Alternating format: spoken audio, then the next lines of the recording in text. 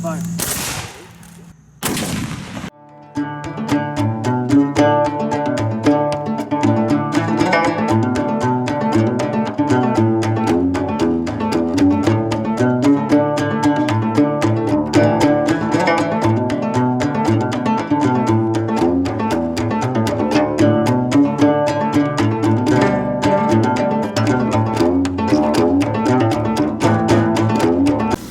Greetings, students. Welcome back to the virtual classroom of Company K, 67th New York Infantry, the 1st Long Island Volunteers. In this video, we're going to answer the question, how did the soldiers fight? The soldier's weapon. We will begin with the structure of the U.S. military back in the 1860s, which differed little except in one important aspect with today's military. First, you would have the Army. Those would be the soldiers that are fighting on the ground. Second, you would have the Navy, and that would also include the Marines. Now, the one big difference, which should be quite obvious to all of you, is that unlike today's military, there was no Air Force, since the Wright brothers didn't invent the airplane until 1903. However, believe it or not, both sides used hot air balloons. Manned hot air balloons had been around since the end of the 18th century. During the Civil War, both sides would use balloons for locating enemy forces and monitoring their movements. However, they had to be incredibly careful keeping out of range of the enemy's artillery, for they made very tempting targets. Before we describe the Army in further detail, let's give the Navy their fair due and explain a little about their role during the U.S. Civil War. The North had an overwhelming advantage as they had most of the ships, as well as a deeply embedded seafaring culture, as you can still see today in New England and New York. The Northern Navy's main job was to enforce a total blockade of the Confederacy from the Chesapeake Bay all the way to the Rio Grande in what was called Operation Anaconda, the purpose of which was to blockade and strangle the South into submission by destroying their economy. The South did have some of their own vessels that did battle on the ocean, but most Southern vessels were blockade runners, swift, smaller ships that darted through the blockade to get out their valuable cotton and bring in crucial supplies, including weapons, medicine, and essential foodstuffs. The U.S. Civil War also saw the first appearance of ironclad ships, both at sea and on the rivers, such as the Mississippi. Submarines also made their debut, the best example being the famous duel between the Confederate Merrimac and Federal Monitor in Norfolk Harbor in Virginia. Both the Northern and Southern armies were comprised of infantry, the foot soldiers that comprised most of the manpower in the army. Cavalry, the horse soldiers that were crucial in being the eyes of the infantry. They would scout the land like radar, looking for the enemy. The cavalry also engaged in plundering, rounding up supplies, and wreaking havoc behind the enemy's lines by destroying crucial bridges and railroads. Artillery. The cannons fired by the artillery were used against infantry, buildings, fortifications, and ships. Artillery pieces came in all shapes and sizes, from small portable howitzers all the way to massive mortar cannons that could level whole buildings with one solid shot. As the common infantrymen made up the vast majority of soldiers in both the North and South, we'll speak a little bit further about how the soldier fought in the ranks. There is an old saying that generals are always fighting the last war. Now, what exactly does that mean? It's very simple. Whenever the military gets involved in a new war, they almost always use the same tactics from the last war. Before the American Civil War, the last great war were the Napoleonic Wars, fought in Europe about 60 years before. During that conflict, huge masses of infantry marching in tightly packed ranks, shoulder to shoulder, met face to face in the battlefield, unleashing volleys of musketry at close range, sometimes even leading into grand charges to break the enemy lines. Therefore, when the Civil War began, both Northern and Southern generals pulled out the old manual and began planning the same war. However, after every war, something very important changes that makes all of those old rule books irrelevant, and that's technology. Technology is always changing. Before the American Civil War, there was a great leap forward with the invention of rifling. What is rifling? Well, have you ever seen the opening of a James Bond movie? That's a gun barrel pointing at Mr. Bond, and those spiral grooves etched on the inside is the rifling. Those grooves make the projectile, whether as small as a bullet or as large as a cannonball, spin, therefore greatly increasing accuracy and distance. To give you an example of what rifling did, I used the description of throwing a softball versus a football.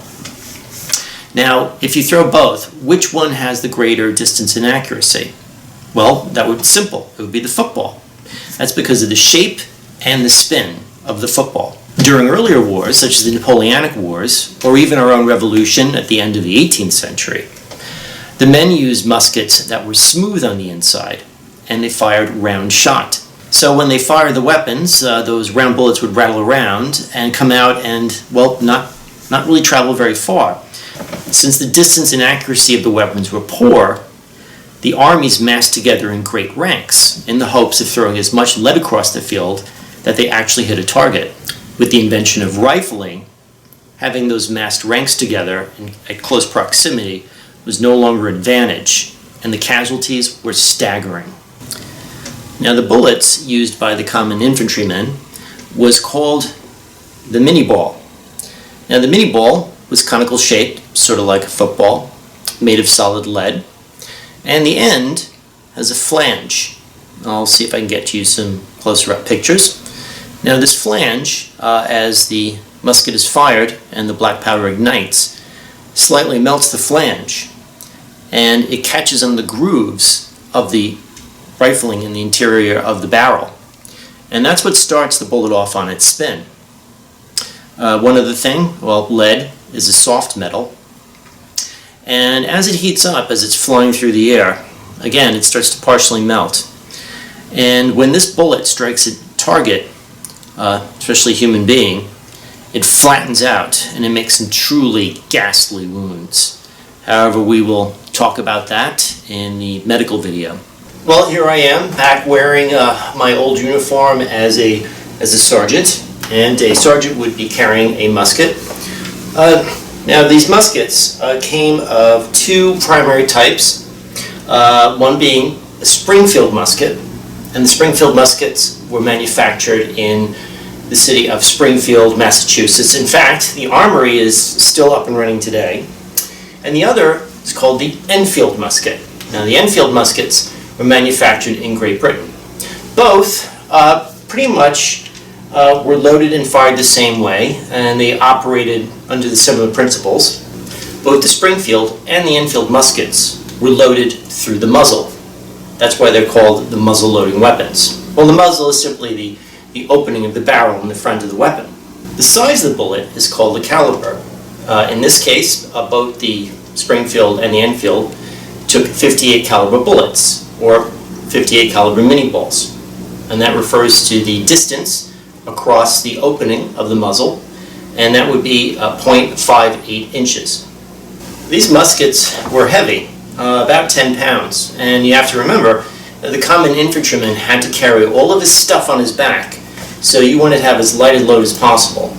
Now, in order to make carrying these bearable, the soldiers would be given instruction in the Manual of Arms. And what this means is different ways of holding your weapon so that this way your arm doesn't fall off.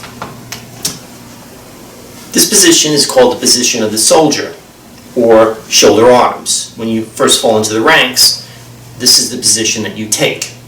Now, this is right shoulder shift.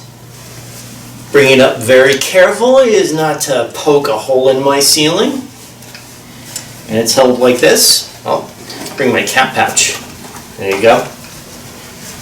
There you go.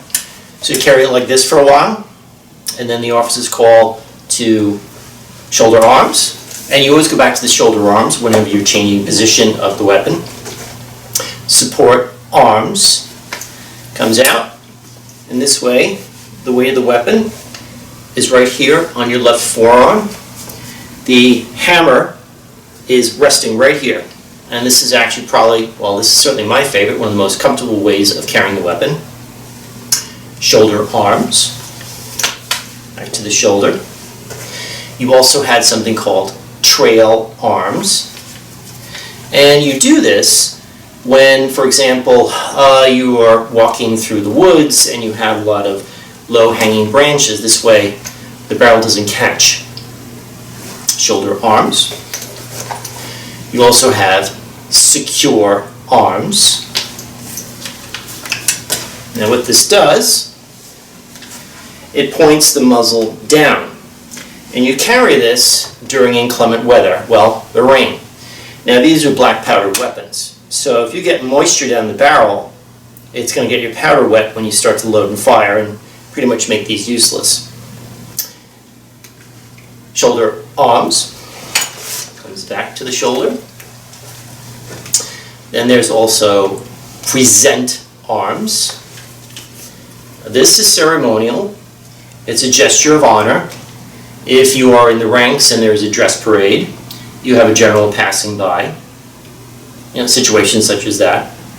Shoulder arms. You also have order arms. Well, obviously, this is when you're stationary. You have in-place rest. And this is the only time that the soldiers are allowed to actually chat. This is at ease, as it would be called today. Attention. And you also have parade rest. Now this is ceremonial and you're supposed to keep your mouth shut. Attention. Shoulder arms. Now the officers, on the march, might also say route step. Route step is freestyle, where the soldiers are allowed to carry the weapons any way they wish. However, let's say for example for right shoulder shift, you got to be very careful not to lean it back too far. Otherwise you might have a Three Stooges situation. Now I'll demonstrate for you loading and firing the musket. It might seem very complicated to you, however, you always have to keep in mind in the 1860s, this was cutting edge technology. The first command would be to load. Musket goes right between your feet. Handle cartridge. You might remember the cartridge box, which contains about 40, sometimes 60 rounds of paper cartridges filled with black powder, and there would be a mini ball at the end of it. In this case, this is minus the bullet. Then comes the command tear cartridge. Now you need to have sets of opposing teeth in order to tear the paper off the cartridge. I don't know if it's a legend or not, but I've read stories where men would take their teeth out in order not to be drafted, but well, the recruitment officers got around that. They would just send them to the artillery. Next command is pour cartridge. There you go. Powder goes down. And the bullet, and this way you'll have to use your imagination, would be right up here. The next command would be to draw rammer. Now this rammer is a critical piece of equipment for loading and firing. You would need to then ram the cartridge. Now the mini balls are made of lead, they're soft, so this would get it down to the bottom where the black powder is. The next command would be to return rammer. And this is a very important step. And you always return the rammer with your pinky. And why is that? Because, for example, even today, obviously we don't use bullets in Civil War reenactments, but you still have black powder down here. Now, it's extremely rare, but if a spark happens to be at the bottom of the chamber and it does go off, then you only hurt your pinky. Now, when these guns fire, a sheet of flame comes out about a good 3 feet, which can give you a pretty nasty burn. That's why we keep our hands and our faces away from the muzzle of these muskets all the time. Now that the rammer has been returned, and there's powder at the bottom plus the bullet, the next command will be to prime. It's when I'm going to tee my feet like this. I'm just going to stand in profile so you can see a little better. Maybe get you a little bit of a closer of a shot. You bring the hammer back to a half-cock position. It's a safety position. It won't go off. You reach down into your cap pouch. And this is when you're going to pull out a percussion cap. It's brass filled with fulminated mercury, and it's going to go right here on this cone, which has a hole drilled down the center. Now the cap goes on this cone, so this way, when you bring the hammer down to a full cock position, pull the trigger, the hammer slams into the cap, creating a spark, which then travels down that hole into the bottom of the barrel and ignites the powder. Now once you have the cap on, the musket is loaded and primed, you come back to the shoulder. And you have to realize you're going to have hundreds or thousands of men jammed together like this in two ranks, front rank and rear rank. Now the officers, once they see that all these muskets are back at the shoulder, it means they're ready for the last commands, which are ready, aim, fire, bang! And there you have it. Well, this is what it takes to load and fire a musket. Now, a good soldier might be able to fire off a round once every 20 seconds, or that equals about maybe 3 times a minute. Now, obviously, during the real war, you have people trying to kill you. So, you might miss a step here and there. You also have the possibility of a misfire. Now, a misfire is when you fire the weapon, but the powder does not ignite. Now, whether it's in real battle or at a Civil War reenactment today, it's very loud. So you might fire your weapon and not realize that it didn't go off. So what's the next thing that happens is that you might keep, well, putting in more and more powder. And suddenly, you are holding a bomb in your hands. And if you get enough powder down there, it'll actually blast the breech and cause a very serious injury. That's why today we're extremely safety conscious with these weapons. We always inspect them before and after we fire them. There is one very important accessory for the muskets, and that's called the bayonet. And the command would be to fix bayonets. Now, bayonets have been around for centuries. Now, these have been common equipment on all firearms throughout history. However, by the time of the Civil War, the range and accuracy of the weapon had increased to the point where you simply didn't get close enough in order to truly use these for their original purpose. So, this became a utilitarian tool in camp. For example, you can use this as a coffee grinder to smash up your hardtack. You could use this as a rotisserie for some unfortunate chicken that's crossed your path. You could stick this into the ground, put a candle in it, and there you go. You have a Civil War nightlight. Or you could just use this for digging trenches.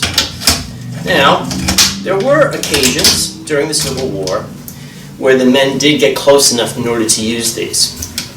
And I guess the most famous example of that would be the charge of the 20th Maine. And that occurred on July 2nd, 1863, during the Battle of Gettysburg. Little Round Top was a crucial piece of real estate during that battle. It formed the very left end of the Federal line. And the Confederates were determined to take that hill. If they had, they could have just rolled up the entire Federal infantry, and it might have meant the loss of the battle. Colonel Joshua Chamberlain, unfortunately, just got to be careful not to hit the roof. His men had run out of ammunition. So what do? He tells them to fix bayonets, and then he gives the command to charge bayonets. Ha! And they ran down the hill. And, well, just look at this. This is pretty intimidating. You want to get out of the way. So they managed to sweep the Confederates off the slope, and Little Round Top was saved. Now the bayonet has an unusual profile. It has a triangular profile if you look at it head on. Now the metal on the edges here is dull, so I can do this with no harm. Really, the only part that's sharp is the very tip, and that's all you need. When the bayonet enters the enemy's body, it tears the skin into a triangular profiled wound, which is almost impossible to suture. It's even tough today. And back in those days, when they didn't know anything about sterilization, a wound from a bayonet almost guaranteed infection and even possibly death. Now, because these created such ghastly wounds after the Civil War, and I believe it was during one of the Geneva Conventions in the early part of the 20th century, these were banned. And bayonets today have a flat profile. Now, officers, like lieutenants, such as myself, would also be carrying their own weapons. They would have a sword and they would have a pistol. However, the accuracy and range of the weapons had become so great that it was very rare that the officers used these weapons in battle. Now, the sword here was used mostly for directing the men. It is quite intimidating and it is beautifully inscribed. It gave directions to the men, and it was an important nonverbal cue, especially during battle, which can be quite loud. Now, if you did get within range of the enemy, you would simply pull out your pistol. Now, these fired 6 shots, and each of the 6 chambers in the barrel would have to be loaded separately. It was a time-consuming process, and you had to be very careful with these because, well, these bullets didn't have casings, so you might be firing your weapon, and the black powder in all of the 6 chambers might go off at the same time, and you are holding a Roman candle. Still, these weapons were handy to have in case of an emergency. One last fact that we'd like to teach about the weapons. Deadly as they were, 2/3 of the deaths in the American Civil War were not from the weapons, but from disease. However, that's the topic of another video. We hope that you've enjoyed and learned something from our video. How did the soldiers fight? The soldiers' weapons. Well, thank you for visiting once again the virtual camp of Company K, 67th New York Infantry, 1st Long Island Volunteers. And now is time for the question and answers. So you fire away with your questions and we will answer the best that we can.